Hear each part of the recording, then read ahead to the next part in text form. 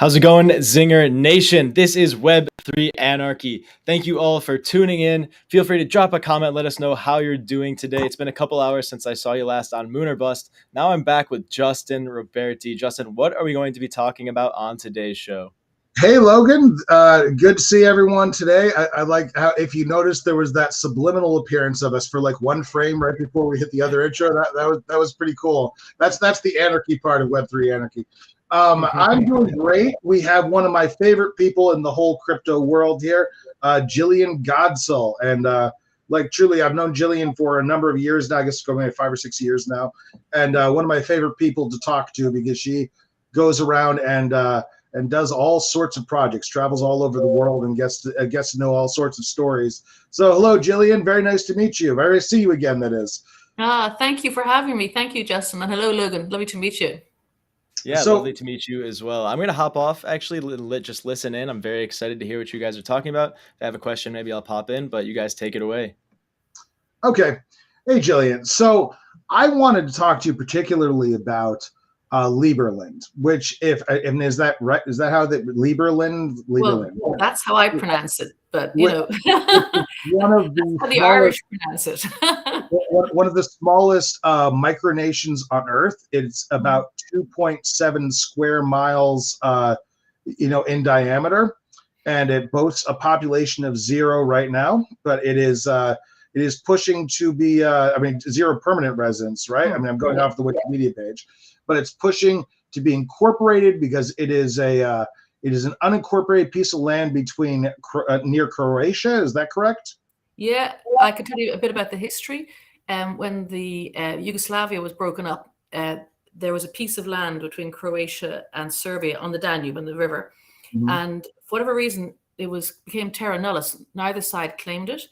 The Vit Jedlica, who is the president of Liberland, he's a Czech politician and economist.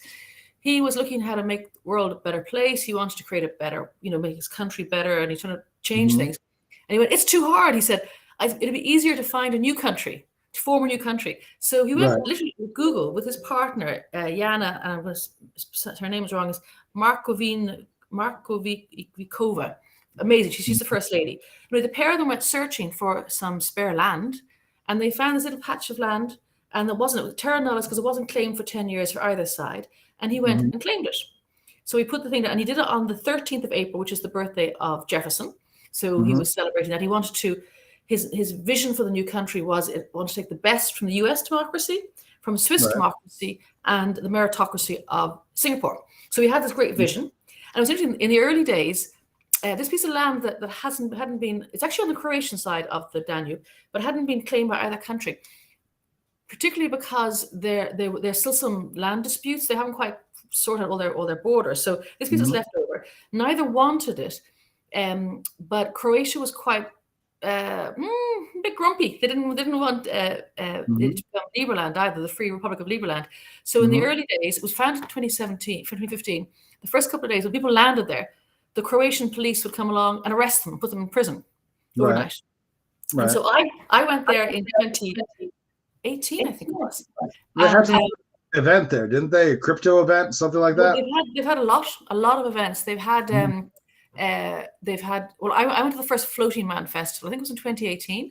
And so it was kind of a copy of the Burning Man, but it was a Floating Man.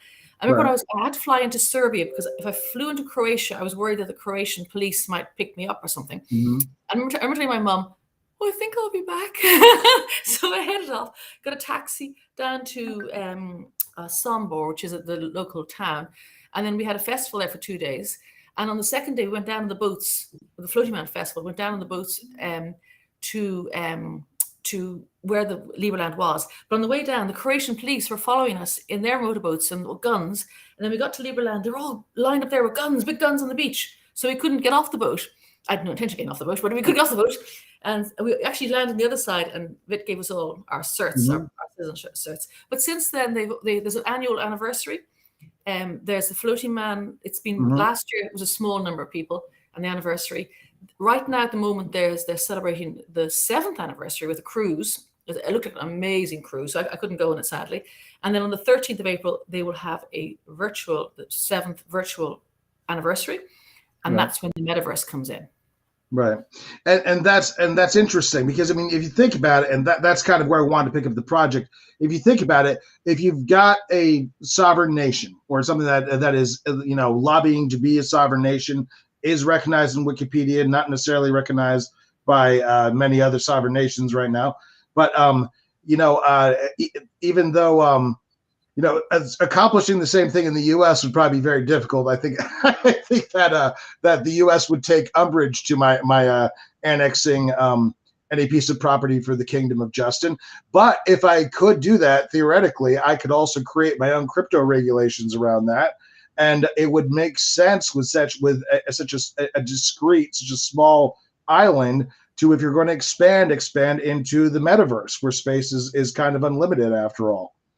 Well, I mean, when they set up originally, and I only found out about it maybe a year or two, I'd heard rumors, and then I met Vit actually in New York, and I said, I think what you're doing is amazing. I love the fact that you're creating a country. There's no bloodshed, particularly now at the moment with the war going on. There's no bloodshed. It was idealistic. It was just, and how do you create a new country, and what kind of new laws do you have? And I think it's just an amazing thing that he's done. But when they set up the website, they kind of announced it. I think there are technically 7,000 citizens, but there are also there were 600,000 applications, and there are constant daily applications for citizenship for people who want to come. Now, you can't live there at the moment; it's uninhabited, so it's just a beach and forest and stuff like that. No, I think there might be a road in there, but that's about it. And actually, for the first couple of years, there's Patrick Schumacher, who is the head of Zaha Hadid Architects. He's very well known. He's invented parametricism, which is, I think forget it right now, it's where technology and digital come together with architecture. So he's invented this particular form of architecture, very well known. He's a good friend of Liberland. And there have been a number of architectural competitions with schools entering how they would build Liberland. And I know that last year, I think it was, I was a juror, so I was helping judge the competitions. Very innovative. And it was amazing stuff. But Patrick, it's now that, and there's been a lot of awareness of metaverses. I know we've had a couple of anniversaries where we've been in a metaverse. There was different things going on. But this is the first time that it's going to be like the Liberland metaverse. And that's very exciting. Because as you rightly pointed out, it's only a very small piece of land. It's 7 kilometers square, whatever. But, a metaverse can be whatever you want it to be. Any size at all. So what is the initial Liberland metaverse project like? You're looking to bring a floating fest into the metaverse, or floating man? I understand, and I stand to be corrected. I mean, there are physical events, and now that the world has opened up again, the Floating Man Festival is on again in August. So these festivals will carry on. Different activities that they're doing will carry on. And Vit himself, President Vit, he travels a lot because he speaks at a lot of events. So he would be all over fundraising and speaking, because he's looking all the time to get recognition for his government. And he has all the ministers too, as well as there's foreign officers, there's foreign ministers, there's everybody you need. But he, with the metaverse, I understand it's going to be for the citizens initially. So it's not going to be like, oh, come on in. And then it will develop over time. And I think a lot of the thing too, as well, if I'm getting it right, is that there'll be consensus, because it is a new country and there'll be voting, and it's bringing people along as opposed to being a dictator. He's not a dictator. Right. Democracy. Justin, if I could jump in for 1 second. We just had all of our viewers from the last show tune in. They are now live with us. So for the 100+ people who just tuned in, what are we talking about? What is Liberland? Could you give us some big picture zoom out real quick? Sure, absolutely. So hi, everyone. Thanks for joining us. I've got with me Jillian Godsil, really one of my favorite people in crypto. She is a writer, CEO of Block Leaders. She has a podcast of her own called Blocks and Frocks. But in addition, she's also the ambassador to Liberland from Ireland. And she is also editor of Liberland Press, I believe. So Liberland is an unincorporated piece of land between Serbia and Croatia, 2.7 miles in diameter, which is expanding into the only place that they really can expand under the circumstances. Obviously, you're working with less than 3 miles square of land, which is into the metaverse. And I find that kind of fascinating. So that's what Jillian and I are talking about. I think it's just such an incredibly cool test case, because we talk about like policy essentially, on a national level. Joe Biden's, executive order, for example, talking, giving some indication of what he's doing with the future of regulating crypto. But if you're starting with a completely fresh slate in this little micronation, you're not limited by, because it's decentral, you're not limited by traditional space requirements, and you can set those policies to be whatever you want. So I think that's fascinating. Tell us a little bit about what's going on in Liberland in terms of their Metaverse project right now. And is this their first blockchain-based product? Project? I think they've been doing this for a while, right?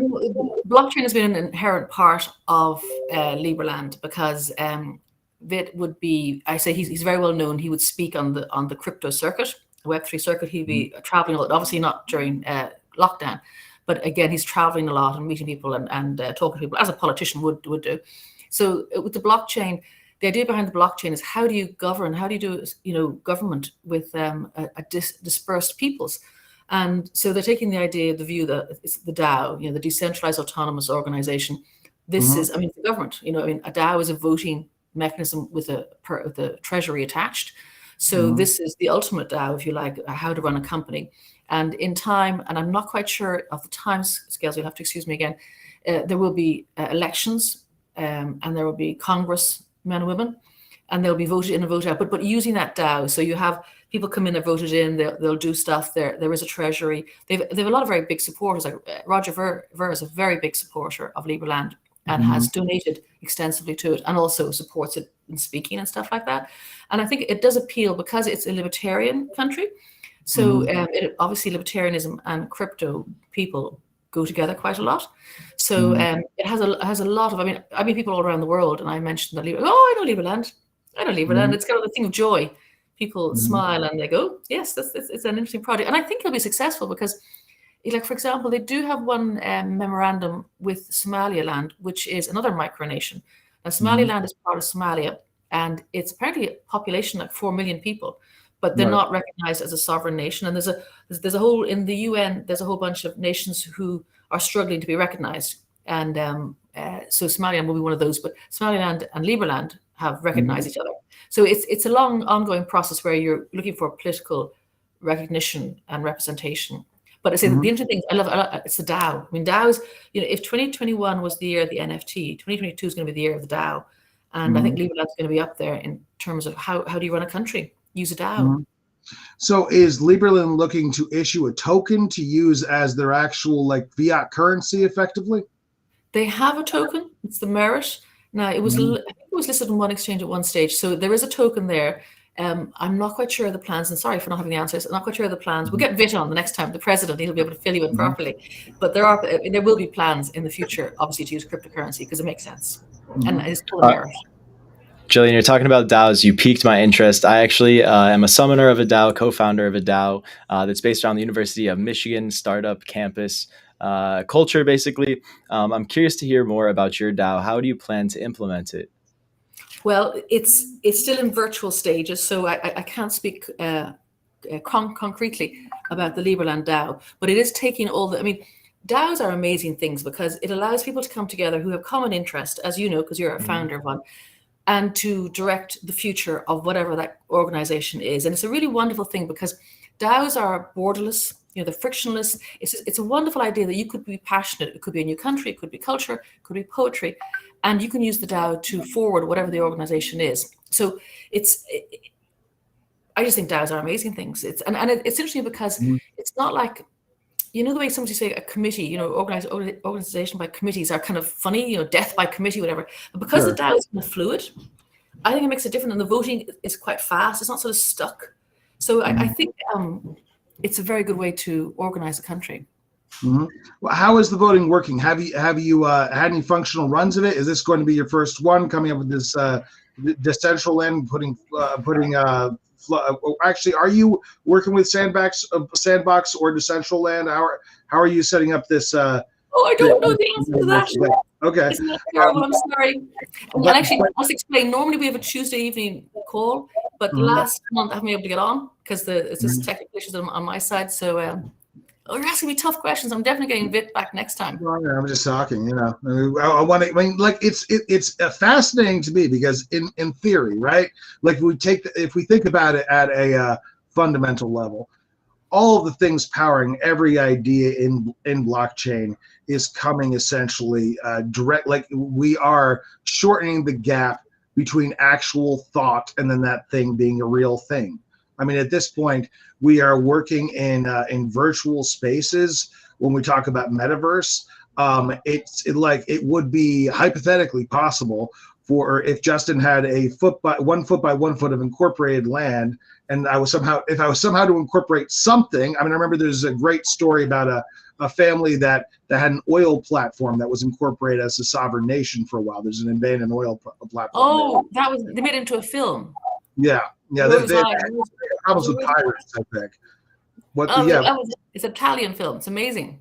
Mm-hmm. So interesting stories, and the idea that like what you can do in metaverse is fascinating. It's kind of endless, and is regardless of whatever physical restrictions you're dealing with. So you've got really a pretty tiny little island. You're doing a contest to kind of like come up with people who are going to put structures on that island to try and build out what this thing physically will look like.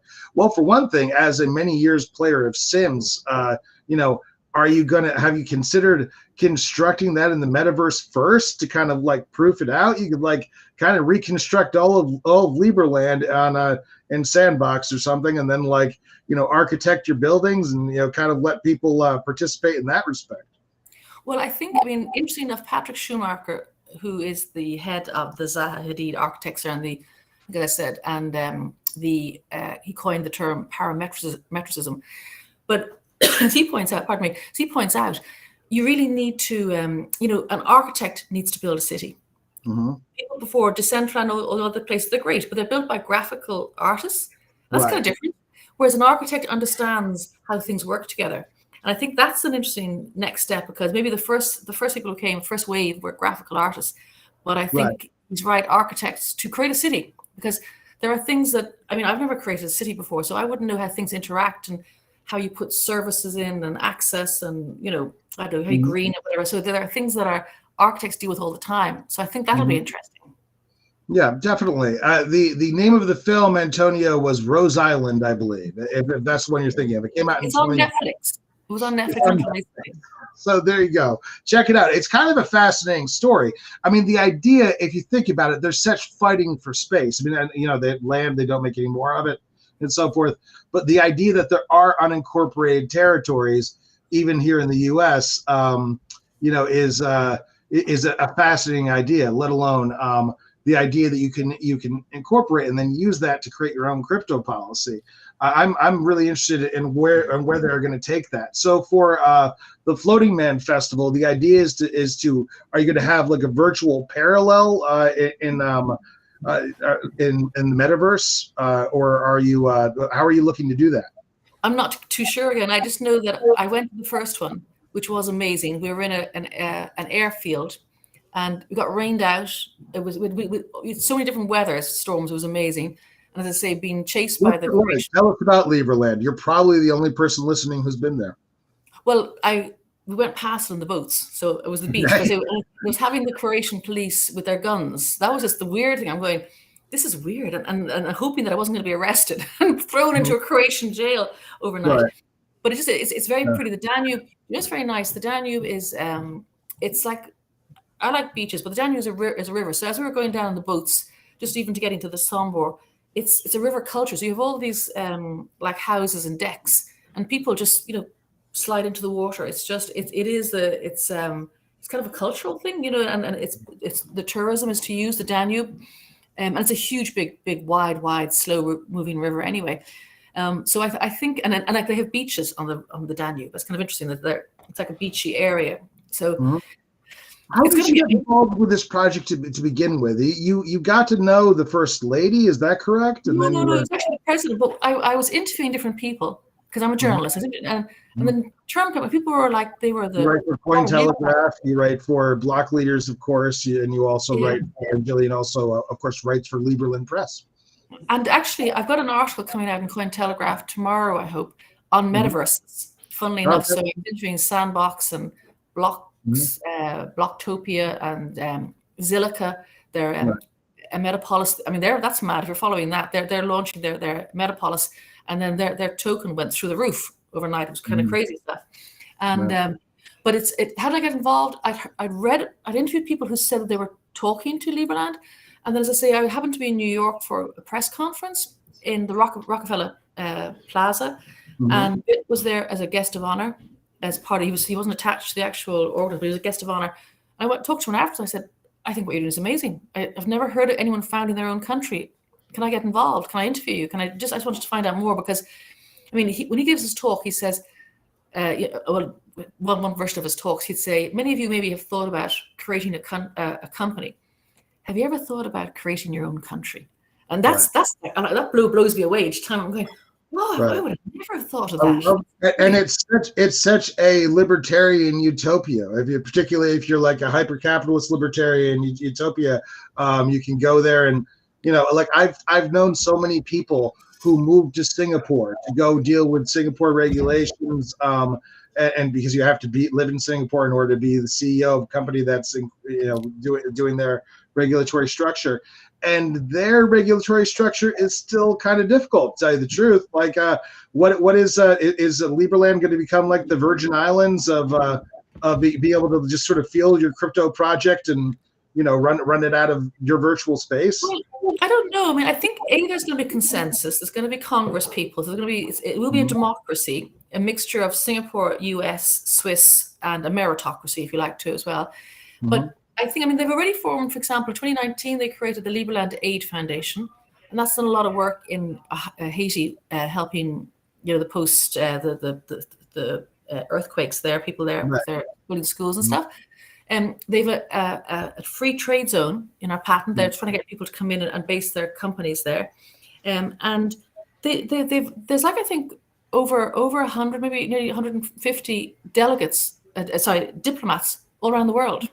It's capturing an interest. I think people, we get a bit jaundiced with the old, like if you look at the US, the polarization of politics there, which is just horrendous. And then I'm not even going to talk about the war in Ukraine at the moment. That's obviously very, very frightening. But people are maybe tired of this type of stuff, and it's like, can we not just live and work and I mean, the motto is live and let live. Live and let live and be free. Live and let live. But it's a very generous, warm community. I think that's the interesting thing about it. It's not warlike. I don't have any armies. A bit like Costa Rica, there'd be no armies. But it's pretty much focused around commerce and creating prosperity. Which gives a physical toehold to kind of the ideological point of view of many of the people in crypto. I would shudder to say all, but it's like we've talked a lot about countries adopting a currency, like Bitcoin as currency, for example, like El Salvador. But in this case, you can kind of start with a fresh slate where, crypto is essentially just on equal footing with fiat. Well, I do love actually going to the El Salvador. There's a Bitcoin beach there, isn't it? It's a little surfing little town.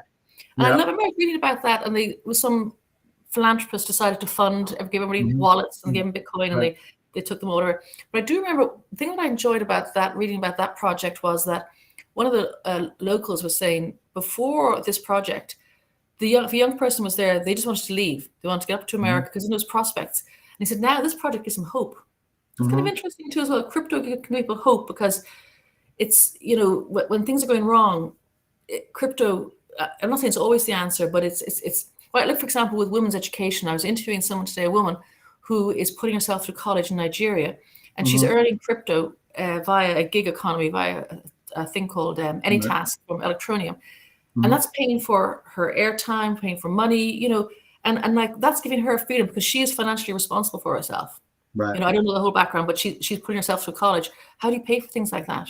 So it's and then I like the idea. You're quite excited, Justin, aren't you, about having your own country and your own. Well, I'm old and not clever enough to do this, but Logan is young and very clever. So I could see Logan taking over a micronation supervillain style and running his own kleptocracy through. Here's my question. I totally love this dream and I totally want my own country now. But in reality, how many people can this provide benefits to is what I'm wondering, right? The goal is to move there to gain the tax incentives. If there's only so much land, how many people could be, incentivized to make this DAO economy run? Because DAOs are great at, getting people together on ideas, but passing proposals is, the only thing that exists, I No, suppose. good question. I'm thinking that like Estonia has that e-residency, and a lot of countries have it where you're not actually physically there all the time, and you don't even have to live there, I don't think, and you either pay something or you commit to something, and it could be a commitment Huh. to government. So I think if you're clever, there are ways that you could contribute to a country that actually having to live there, because obviously there's a finite amount of space. So maybe you become a citizen of the virtual country, and that allows you to do that. Well, as a representative of Liberland, of some official status, Jillian, how should people get in contact if they want to participate in what Liberland's doing? Not only in terms of like what project you have going on right now, which is kind of the smaller part of the picture, but in terms of like what's possible. Like Logan with his DAO, for example, how many pixels can we squeeze into 2.7 square miles, or I should say, how many ones and zeros? And the answer is really quite a number. I think we could, there's not the same space limitations after all. No, but I mean, Liberland.org is the main website, and you can apply for citizenship there. And also, as I say, there's an international call every Tuesday evening, GMT, now at 6:00. I just haven't gone on to the last month, a month and a half, because I have technical issues. But it's so, if people want to come along and volunteer and just hang out and maybe plan to come to the Floating Man Festival in August, because that's going to be big. I mean, the first one I went to was tiny, and then you had a lockdown, and then the last year I think there was a couple of hundred people out, but it could be, I think, it'd be huge this year, and it's such a fun thing to do. Well, I think soon we're going to jump onto Twitter Spaces. We could talk about essentially what we could do, what we should do with that kind of open-ended policy making discretion, right? Like if you are able to incorporate at that level, or work with a micronation that has incorporated at that level, how will you don't have the same establishment to push against. But I just wanted to ask you for a minute. I know that you have some NFTs that are dropping, which look very interesting. Tell me a little bit about that, Jillian. Okay, do you remember Tracy Emin in the 80s? And she had Everyone I've Ever Slept With. It was a London artist, an installation where she had a tent where everybody she'd ever slept with, but included like her granny, and her cousins, all sorts of, sort of familial things too as well. Anyway, I had a house once upon a time, and I hit divorce and recession, and the banks repossessed my home. And before my home was taken, I was in my early 40s. I said, you know what I'm going to do? I'm going to do a naked shoot in this house. So a friend of mine came in and we did this naked shoot. Very tasteful, of course. And I forgot all about these pictures. And then recently I met this project called Playform, and they have a gallery called ArtMine, and they use GAN AI. So it's generative adversarial networks AI, which is the same stuff as the deep fakes, but it's you train your AI on your images. You need to provide a number of original images. So I put up all these naked shots, very tasteful naked shots, whatever. And then I ran them through the AI, and it came out with this most amazing, mind-blowing structures. It's not you kind of know, oh, is that a person? Is that a thing? Is that the window? Is that? Oh, that's kind of cool. So you're using like the AI engine to sort of like, instead of picking it like to obfuscate human form, or sort of like blend it together into one sort of amalgamated image, and like for multiple images. Yeah, and what I find is, because it's the house, so it's like me in the house. So Tracy Emin in her tent, it's like me in my house. And so each picture, each image that comes up it's abstract art, if you like. It's kind of all melded together. Some of them are really beautiful. They're beautiful. So they're on ArtMine. So if people want to, they're actually, I price them. They're like a couple of cents each. It's just a fun thing to do. But it's just, and what I want to do now is go back and paint them, the images that have been generated by the GAN AI of my original images. So. And you've also just had a book that came out, right? Oh yeah, thank you so much for that. Well, very quickly, do you remember when lockdown first came and everyone was so scared? Italy was going through all the bodies, and New York, it was kind of crazy stuff. And I was sent home from work with my producer. We had a radio show. We were sent home.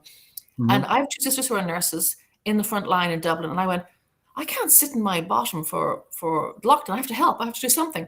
So we decided to run a podcast. We ran a podcast and we interviewed volunteers who were doing amazing things. Like, do you remember at the start, there was no masks. So there were groups of people sewing masks for the frontline workers, or people were volunteering to help old folk who had to cocoon and they couldn't get out and they couldn't do their banking or their shopping. And people were helping in so many different ways. One guy, he was a dog groomer. He was giving free pet nail clippings, because apparently dogs, I don't have a dog, but anyway, during lockdown, they weren't being looked after. So in a park, he had a string of people with their dogs coming up and he was giving the free service. And we interviewed these 50 plus people for the first lockdown. And as I was doing them, I wrote them all up because I just thought this is too magical. So I had a podcast and a write-up. So it took us a long time, but last weekend we launched the book, and it's The Upside of Lockdown. And actually it's an amazing 50 people, just their stories, and it's a piece of history, because look how fast, 2 years on, I personally have forgotten the fear of the first lockdown. I genuinely, it's hard for me to remember it. And then the amazing things that people did. So it's a piece of history, a piece of local Irish history that's came out this weekend. That's fascinating. You had alluded to it, so it should be noted that Jillian, if I'm not mistaken, you ran for Parliament in Ireland, but leading up to that, you actually addressed you had a law changed to allow you to run for Parliament. You want to tell me about that? Yes, so I hit divorce and recession. I lost the house to the banks, but I still kept the debt, because in Ireland you keep the debt. And as it happened around this time, I think it seems like, how is this happening? I'd never had so much. I had a parking ticket, and then all of a sudden everything was happening. My bailiffs were calling. My business was collapsing. My house was being repossessed, and also I got very cross because a lot of people because this was during financial failure in the economic crash in 2008, 9, and 10, and in Ireland, a lot of men in particular were taking their own lives because they'd failed financially. I got very angry because the banks were too big to fail, and little people were taking the brunt of it. So I became an accidental activist. And when I became bankrupt, because I got a cash offer to sell the house, the banks refused consent to sell. I was forced into bankruptcy, and I got angry. And you don't want an angry woman. So anyway, we'd inherited an old law from the UK where if you were bankrupt, you weren't allowed to run for public office because it seemed shameful. So I contested that. I brought the Irish government to the High Court, all the way to the Supreme Court. And I said that my constitutional rights were being infringed because as a bankrupt, I was not morally deficient. I should be able to run for a public office. And so I changed the law. And then I had to run in the next election, which were the European parliamentary elections in 2014. And I ran as an independent. I had no money. I had to borrow a car. I had no car. I had nothing. But I managed to get 11,500 votes. Not enough to get elected, but enough to make a difference. So that's my story. And I think that kind of story is important. Like, we talk about getting away from traditional finance and traditional financial regulations. Those are the kinds of things, like laws that are still just kind of left on the book, that really kind of burn my ass a little bit, because like the idea, like essentially penalizing people for being broke in and of itself. And that's something that like spiritually the whole crypto community, I think, is trying to fight against. And it's like, it's fascinating that up until you actually went through the process of getting that law changed, that was still in the book, because you are considered to have a flawed character for having had a bankruptcy. Yeah, mad. So I was very happy to do it, because I got very angry, very, very, very angry. And I was delighted that I was able to change things. And also, the 11,500 votes that I got from ordinary folk, because I had no money, I didn't have a party, I was an independent. But people said to me, you made a difference, you spoke about it. And I said, I'm not ashamed. It hurts horribly to lose everything, but I'm not ashamed. I didn't steal, I didn't kill anybody, I didn't cheat. I just lost my money. That's all, and I don't feel I should be penalized for it or feel shamed for it, just because of, So that was kind of where I came from. And then I met blockchain. I went, You're a traditional financial writer before that. Well, it's super cool to catch up with you again, Jillian. We're going to move this over to Twitter Spaces, right, Logan? Yes, sir. I am over there now myself, so I can get the room started while you guys are making it over. And hopefully everybody out there in the chat goes over to the Benzinga Twitter account on their mobile device if they want to ask a question. The floor will be open, so please come join, raise your hand, ask questions, and we'll have a great chat over there. Starting in just a few seconds. So that will be it. Talk about Liberland. I think that would be a great way to take it. that will be it for this YouTube stream. I'm going to put a photo up and take us off, but I'll leave it to you guys if you have any closing words. It's great having you, Jillian. Let's go ahead and talk more about DAOs over on the other space. I'll get Bit to come on and answer all those questions that I couldn't answer. Sorry, that's my fault. Okay. Mea culpa. No problem. All right, we'll talk to you soon. Brilliant. Thanks. Bye.